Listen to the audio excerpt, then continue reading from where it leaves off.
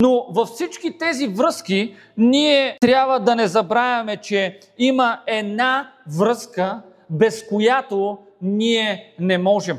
Понякога ние се стараем да бъдем част от някоя компания, за да може да се харесаме на тази компания. Понякога гледаме събраници, казвам, и аз искам да бъда от това и правя всичко възможно, за да мога да бъда във връзка с тези хора. И знаете ли, понякога хората излизат и от семейства, и от църква, и от работа, за да могат да бъдат част от някоя връзка. Но искам да ви кажа днес, че има една връзка, без която ти и аз не можем. Връзка, чрез която имаме надежда и имаме победа.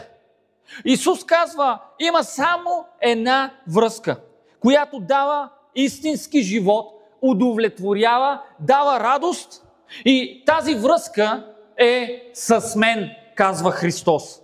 Връзката с мен, тя оживотворява, тя дава истински живот, тя те задоволява, казва Христос.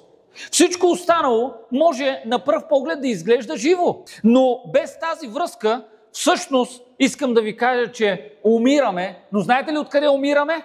Вътрешно, не външно.